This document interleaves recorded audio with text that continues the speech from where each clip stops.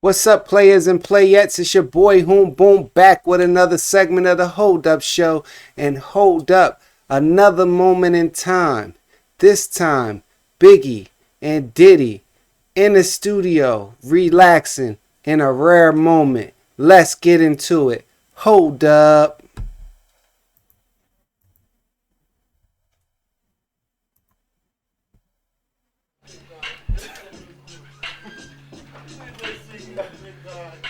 Hey, right here is the writing room. It's the MIDI room. It's where we create the stuff at. Already got something I need to say. The going reputation is Biggie didn't write, right? But from the offset, we see that Puffy walks Biggie into what he described as the writing room. So when they say that these rappers be going right into the studio and just knocking out hits, you better keep in the back of your mind that they've been into this writing room long before they got into a recording booth, because they made sure whatever they was getting ready to go into that booth and say was flawless. And how did they get it to a point that it's flawless? A writing room. You dig? Let's keep on going. My man, he gonna sit in here, write a hit. He's going to sit in there and write a hit. Not think up one, not memorize one, write one. Gotta remember, most of entertainment is smoke and mirrors, promotional cliches, things like that, right? So if they say, oh, he went in there and he spit it on the first take, it's just a marketing tool, right? To make you think that they're just this flawless, poetic stream of words, right? It don't happen like that, man. Don't trust me. I goes into the booth and I knocks out plenty of stuff when I'm ready. And best believe, before I got to go into anybody's studio and pay by the hour, my shit is ready to go. Flawless, well rehearsed, know everything I want to do before I step in there and the clock starts on that hourly rate. You dig?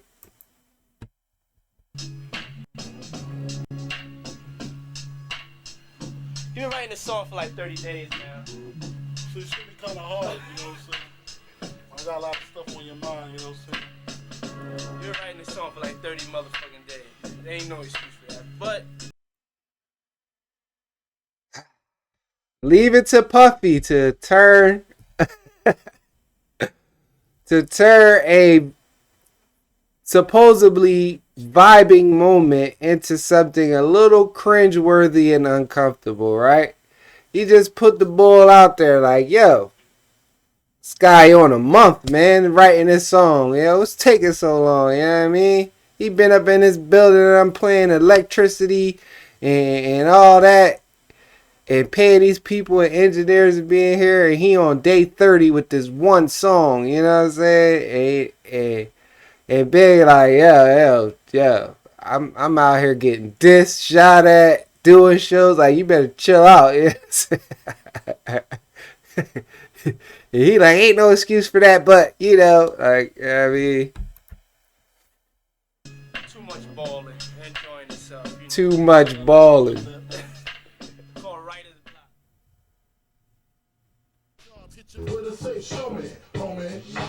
Diggy, can't you see? Sometimes Like, even right here in this clip, right? Even though you're just saying a simple hook,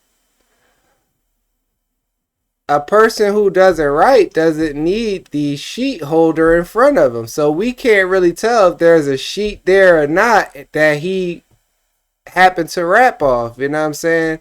Because that doesn't fit with the narrative that he just thought it off the head and went in there and just flawlessly spit it. But I'm not insinuating that there is a piece of paper there or not, but just from being in the studio myself, if I didn't need paper, I definitely don't want the sheet holder in front of me, because you want to inflict that emotion and character into the mic, you know what I mean? And sometimes you wanna like you actually on stage performing it, but in a controlled way, so you can give off the most emotion over the track and over the mic. You know what I mean? Sometimes your words just hypnotize me, and I just love your flashy ways. This is why they're broken, you're so paid. Biggie, biggie, biggie, can't you see? Sometimes your words just hypnotize me, and I just love your flashy ways. This is why they're broken, you're so paid.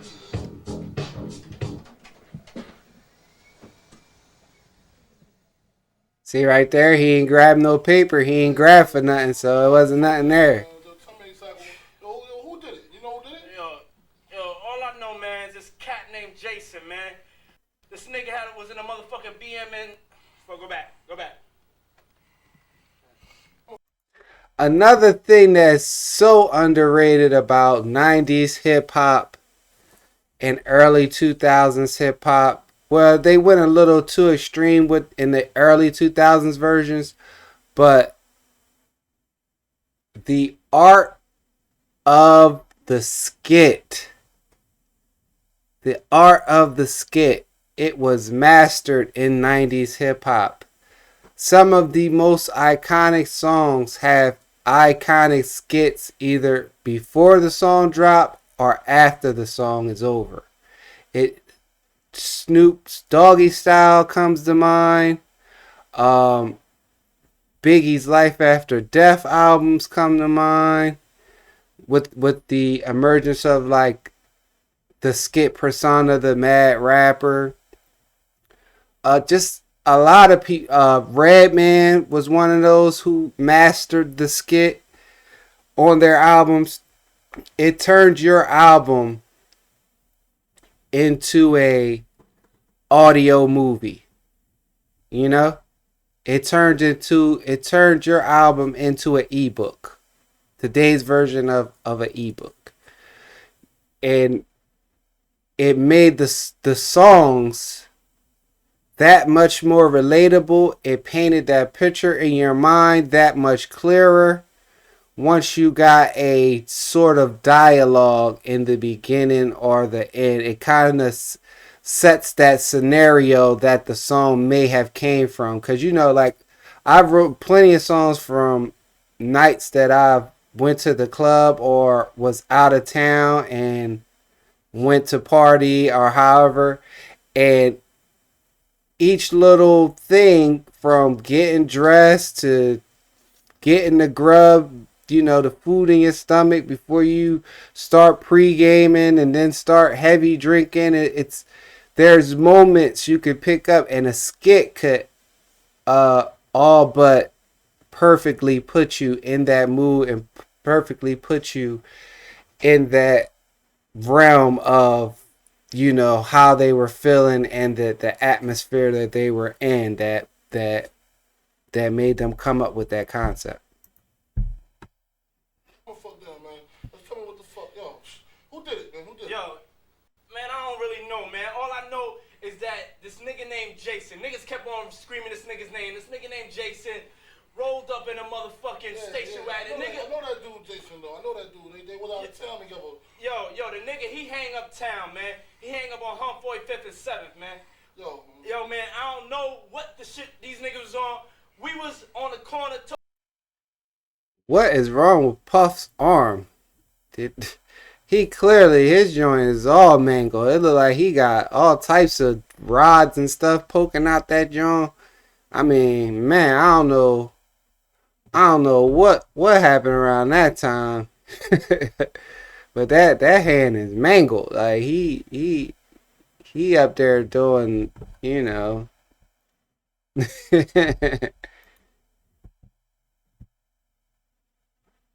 Talking to some chickens, and and these motherfuckers just ran up on a nigga, hit him twice. Word up. Oh, man. Nah, they hit him more than twice. Who the fuck is this? Paging me at 5:46 in the morning, crack of dawning, now I'm yawning. Wipe the cold out my eye. See who's this paging me and why. Touch my. Now looking back, you know what I mean, being as though, you know, I'm at the age that I'm at now, and just, yo, these dudes, when I say these dudes, meaning Biggie and Tupac, these guys were super young, man. Like, when you really get to sit back and look at some of these old clips and look in Biggie's face, you could really see, like, he really still take the suit off of him and all that, all the persona and the fluff that Diddy put on him for marketing purposes. You take that off, he definitely still looks like that 18, 19-year-old kid, you know, that looked like that they was forced to accelerate the growth because of the positions they were put in.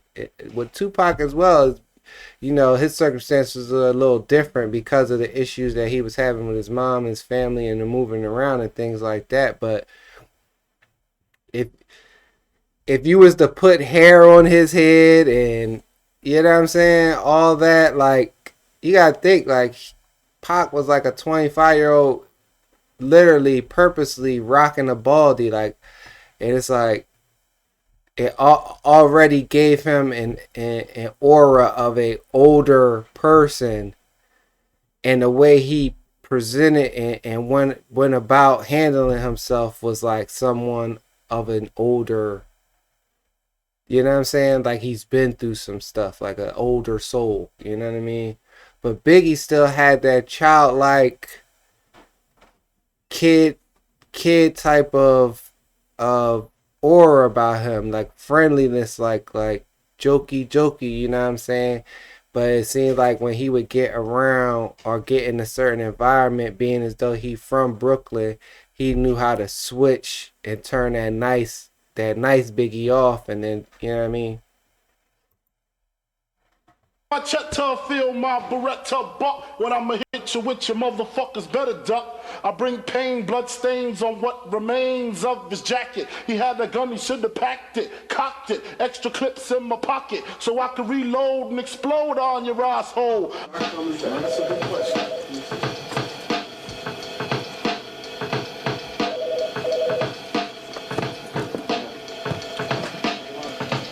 Like, especially right there, he looked as super young in his age. He looked at like the notorious Chubby, not the notorious Biggie, you know what I mean? He wasn't as wide, you know what I mean? Because, you know, we all know about the car accident. C's got him in, and that gained him some weight and all that good stuff, you know what I'm saying? But it's just good to look back and really appreciate how young these brothers was and how ahead of the game as far as lyrically and influence they were, you know.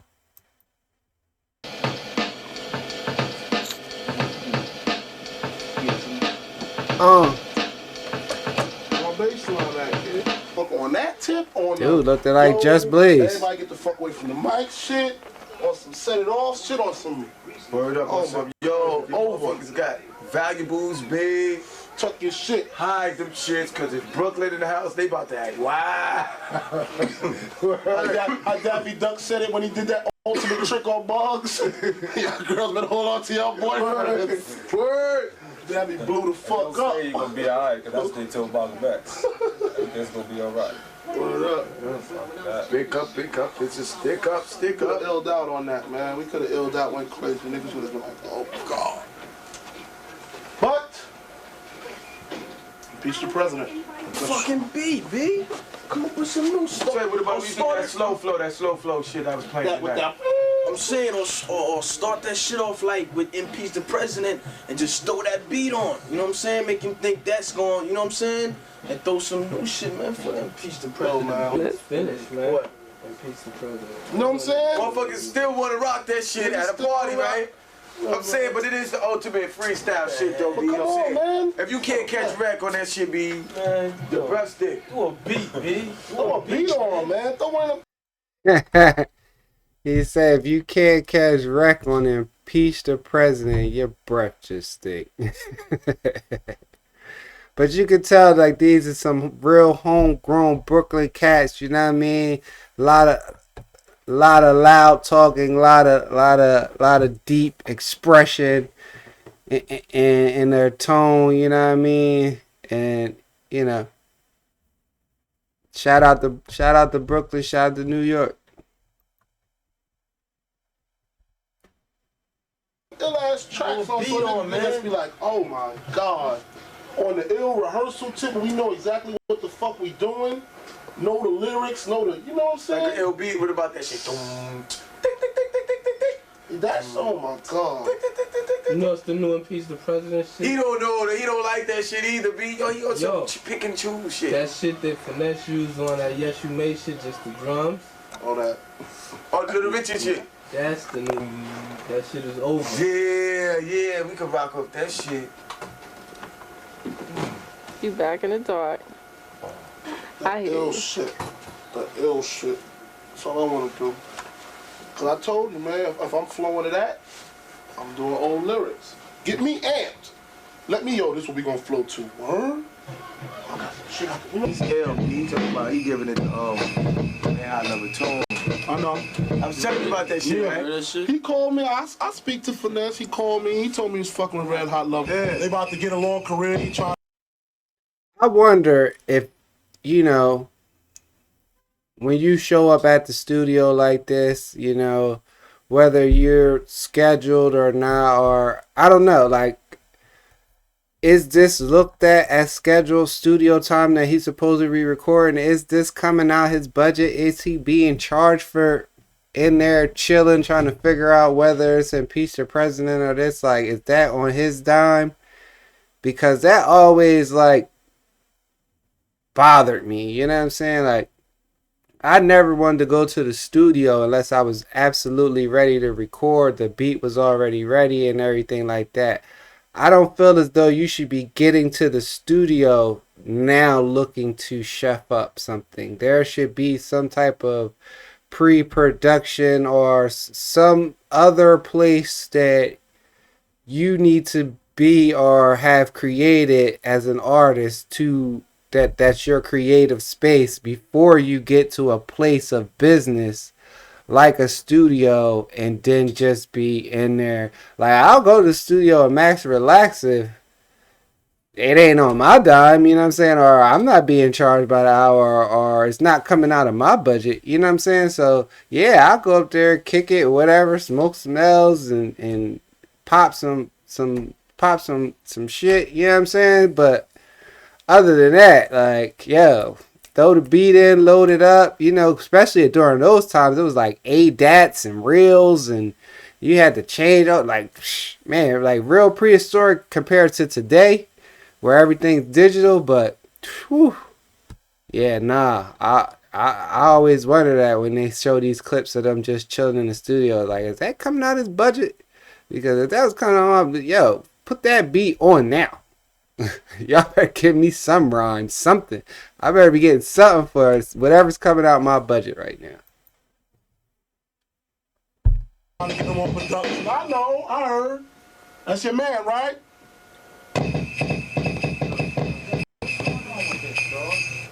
Uh-oh.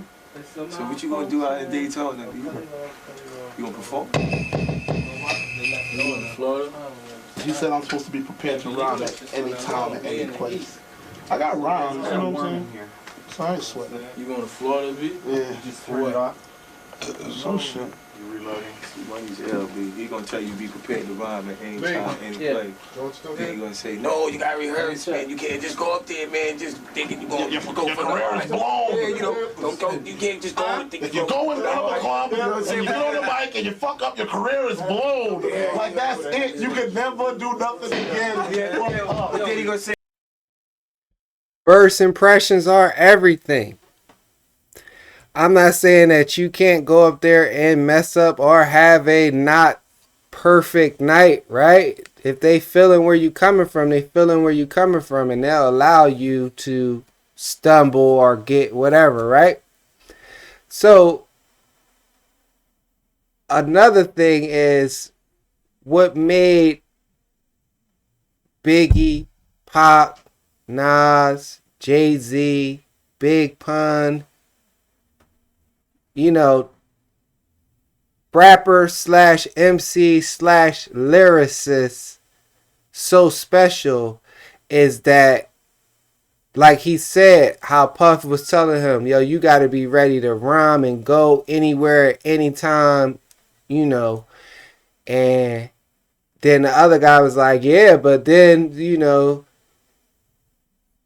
they'll be like, oh, it got to be rehearsed. It got to be, you know, something prepared, something ready to go, this, that, and the third, right?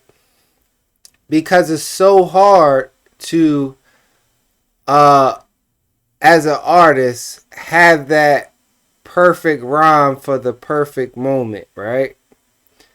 And what I mean by that, like, you could be in a, say you just happen to be doing some charity stuff and you visit a church, right? You can't go rap "Give Me the Loot" lyrics at church, but you can rap "Sky's the Limit" or, you know what I'm saying? Something like that, right? So you got to have that versatility and ability to read the room, to have a rhyme, poem, something prepared that you could turn that church person into a fan, even if they never heard your more vulgar music, right? And then also in the same breath, if you get on the tunnel stage, you're not going to go on the tunnel stage and, you know, like Nas ain't going to go on the tunnel stage and rap, I know I can be what I want to, you know, like he would be reading the room and know that that's not the atmosphere for that song, you know what I'm saying? And that's like one of the things that especially Biggie made him special, that he would be able, even if he didn't have a rhyme, he had enough freestyling talent and wittiness about how he went about his rhymes that he would be able to deliver for the moment on the spot, and it be, if not flawless, very close to, you know what I'm saying? So that's very hard to do, and that's one of the things that makes him a legend. Hey, be prepared to rob at any time. Any Like, place like, that you gonna go. Yo, big rob. You gonna go, Okay. fucked up, I wanna rock. Okay, fuck that. I'm from the heart. Yo, what am I? What am I? Is that stuff in the 900 we hear that's not coming back? Yo, check it out how I ain't got no motherfucking socks on. What's that? The MP? Just gonna be banging when you kick them off.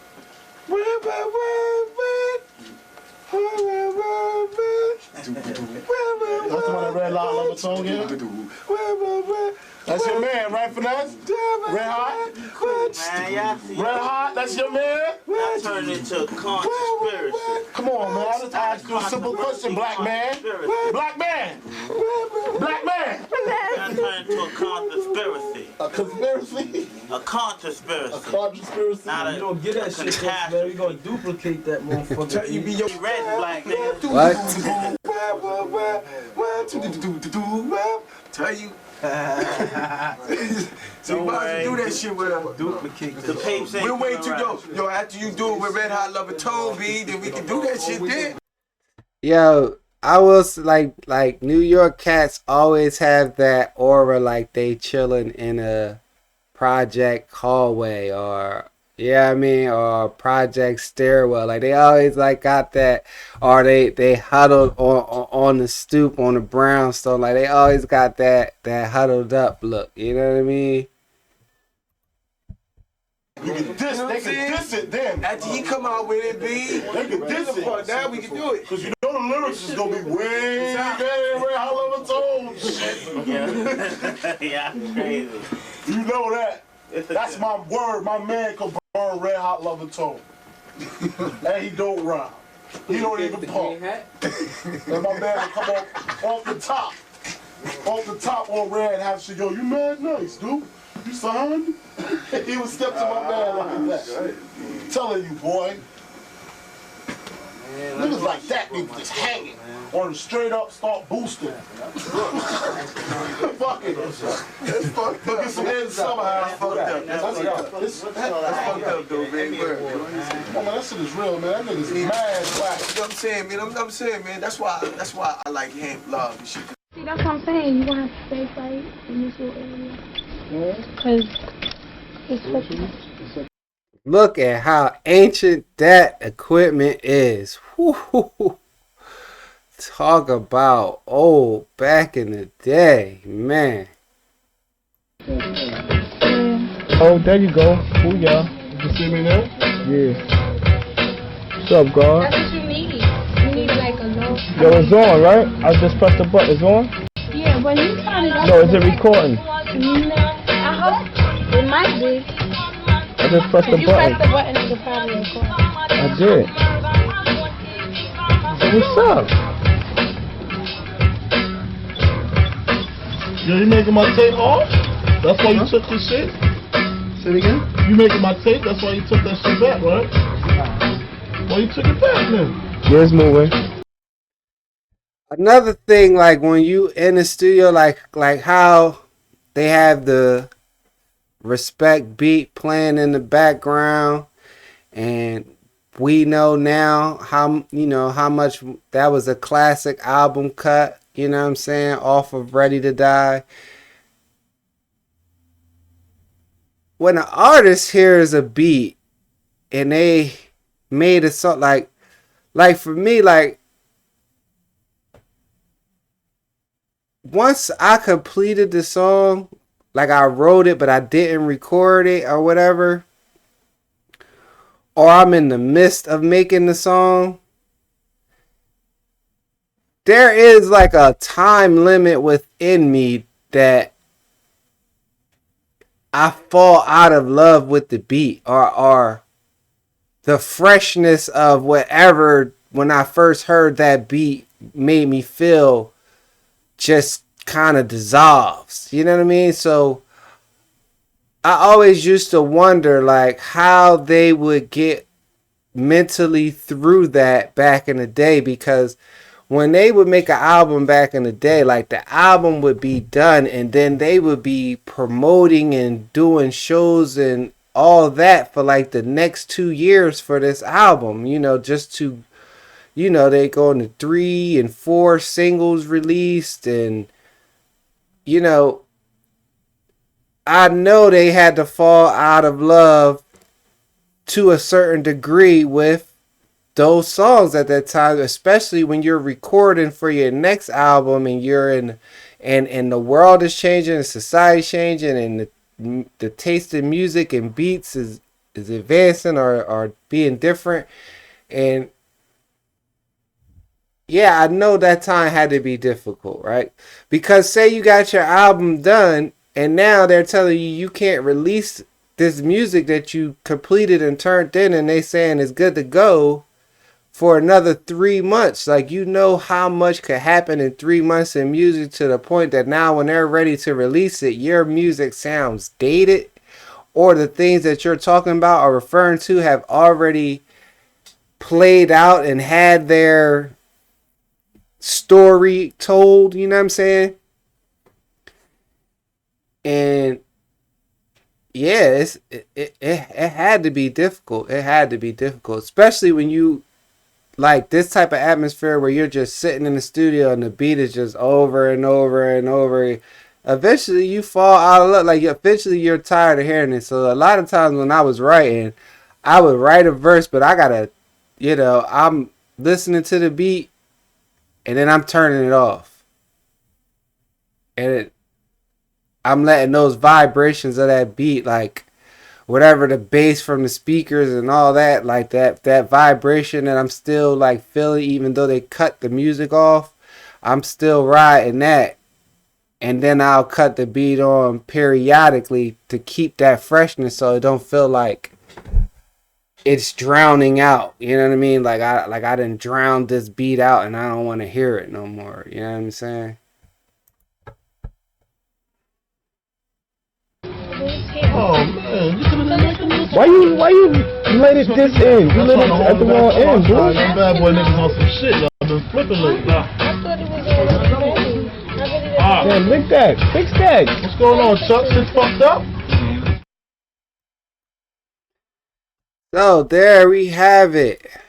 A moment in time with Biggie and Diddy in the studio during the Ready to Die era. And, you know,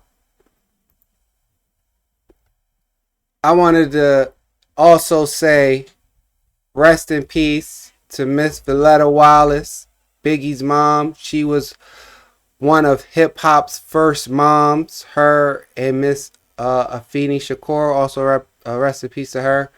But rest in peace to Miss Valletta Wallace. She raised a very influential man.